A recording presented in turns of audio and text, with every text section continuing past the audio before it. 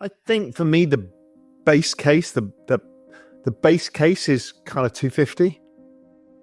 So 150 low side, 250 normal, 450 blow off 2017 cycle. By the end of 25? Yeah. I mean, I think within 10 years, if I just follow the log regression channel of market cap or use a Bitcoin version and impute something out of it, I get to 100 trillion by 2034. Bitcoin is poised to reach $150,000 to $450,000 next year, while the crypto market is expected to skyrocket to an extraordinary $100 trillion market cap by 2034.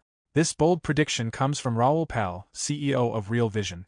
Despite market fluctuations, the crypto industry continues to demonstrate remarkable resilience. Major blockchain networks are processing transactions faster than ever, with adoption steadily growing across industries. As institutions and AI increasingly tap into blockchain's potential, the crypto space is thriving and on track for even more explosive growth. In a recent discussion, Raoul Pal joined One Round Partners CEO Dan Tapiero to delve into this anticipated crypto boom. Stick around until the end of the video as Raoul Pal shares more fascinating insights into his predictions for the future of crypto. Stop. You don't have time. Don't miss out this 2025 bull run. Educate yourself first ahead of the crowd. We have created the ultimate step-by-step crypto cheat guide that will guide you this bull run. Unlock the secrets of crypto and make smarter investments today. Now by clicking on the link below to get your exclusive copy just under $10. This next bull phase, I think we're going to see, I'm thinking at least 160, 180,000 Bitcoin, 8, 9, 10,000 Ethereum. I mean, I'm being conservative. Solana probably could double from here.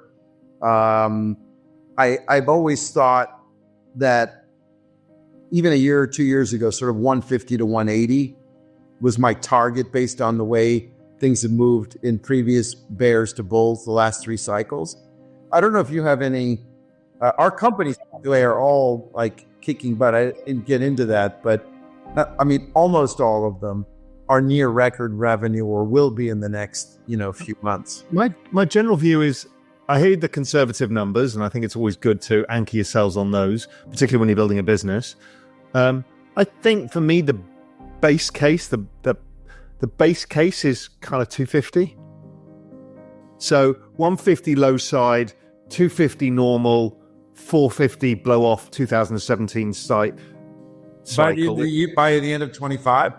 Yeah. So, I think don't forget, I was 2017. Yeah, I sold out at 2,000 just before that, the usual tax season where it falls in like March, April, May, June, right? I sold out 2,000. It went up 10x in 4 months at the end of the year. 10x. Yeah, but those are smaller numbers.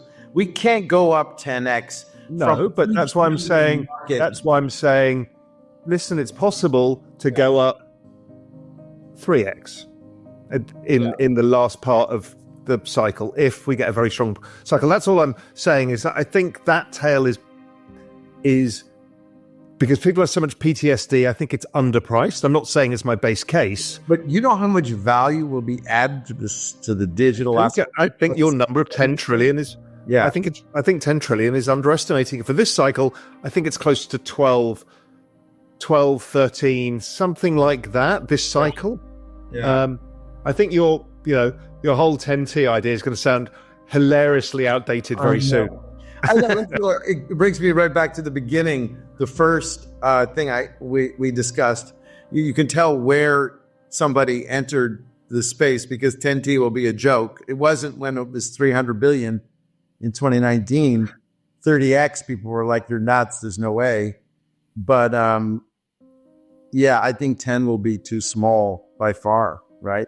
Yeah, way too. I mean, I think within 10 years, if I just follow the log regression channel of market cap, or use a Bitcoin version and impute something out of it, I get to 100 trillion by 2034. Now that makes sense because all other assets are 100, 200, 300 trillion. A lot of assets are going on to this. There's going to be a lot of activity. I don't think that's wildly wrong. That kind of suggests we're only 3% there. Because it's 3 trillion today. It's what was that first call you had? Did you call for Bitcoin? What was that very first one in that article? So I said I think it's worth $1 million. It's worth 700 ounces of gold at the time. What year was that? That was 2013. Okay, and I said, I'm going to discount myself by 90% because this sounds stupid to call for $1 million Bitcoin when it's 200. So I'm going to say 100 grand. So we hit my original target from 11 years ago. And I still think we'll hit the other target, which is now 700 ounces of gold is now $2 and a bit million. So I do think somewhere, and that was a bad math calculation, random numbers based on stock to flow, but it kind of feels about right. Yeah. You know? Yeah, that sounds about right, you know? Yeah, I wonder, you know, it's interesting because we're talking about these big numbers. And of course, you've got Michael Saylor out there who's, you know, sucked a lot of air out of the room. Rightfully so. I think he's been incredible for the space.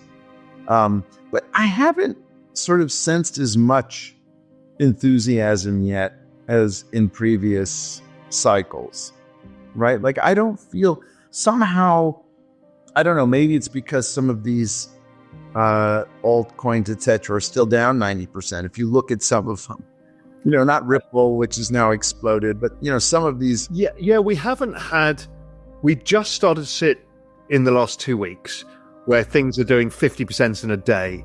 You know, that's what brings in retail. And I know from my WhatsApp messages that people are coming back, but these were, I'm only getting back last cycle people and not new cycle people yet. Former Binance CEO Changpeng Zhao remains highly bullish on Bitcoin, predicting it will go to the moon as its utility and adoption by nation-states continue to grow. Bitcoin recently reached an all-time high of $13,600 before dipping to $8,978 at the time of writing. Despite the volatility, Zhao focuses on Bitcoin's long-term potential rather than short-term price fluctuations. Zhao also highlights Bitcoin's evolution from being perceived solely as an investment to a potential reserve asset for nations. He believes this shift could significantly drive Bitcoin's value upward over time. Now, let's return to Raoul Pal as he provides further insights on this topic. Right, so we're not above where we were in 21 in terms of emotion and this and that. No. I mean, it's very, I mean, if you're new to this space, you might think, oh, it's crazy, it's this, it's that. It feels very tempered. People feel like, I feel like ho-hum. Someone told me we have some companies where the founders have been in the companies they founded 7, 8, 9 years ago, and they are really tired. Yeah. And it's a tough market to be in, right? It's as I always say, you know, it trades 5 times as long as the S&P per year, right? Because it's 24/7, 365. The S&P is only, you know, 8 hours a day or whatever it is. And so every 1 year in the old world is like 5 years in our world.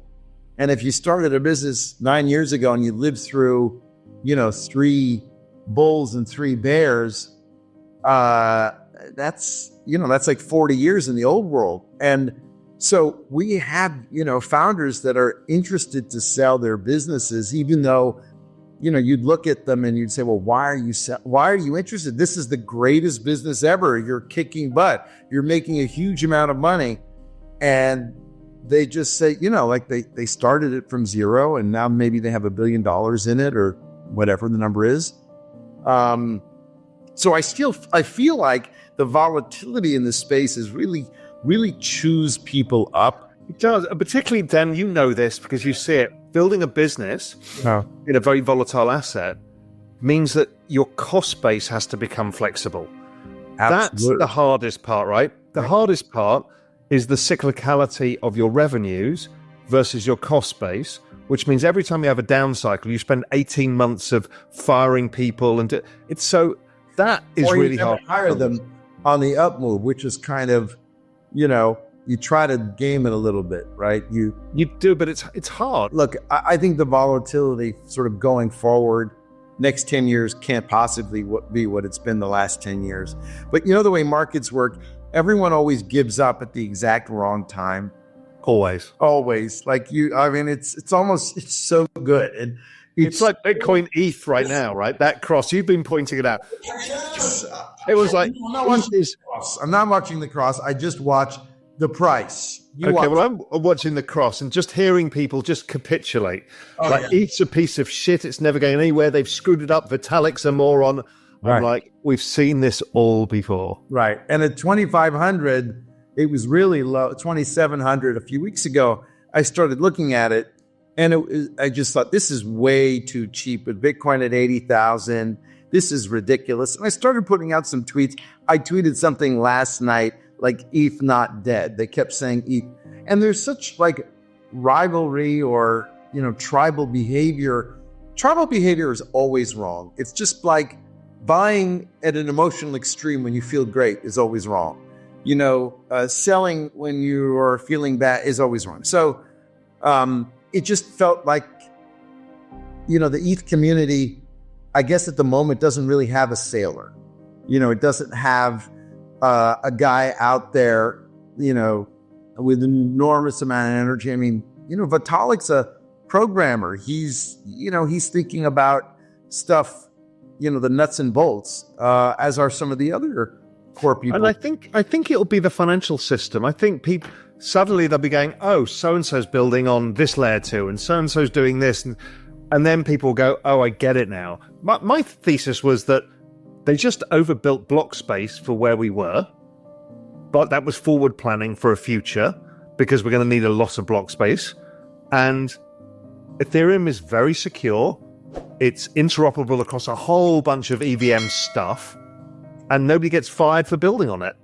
And so it'll be fine. It'll be just fine. Crypto has emerged as the ultimate macro trade, consistently outperforming traditional markets like bonds, currencies, and commodities. With its unparalleled potential for innovation and scalability, it's a once-in-a-lifetime investment opportunity.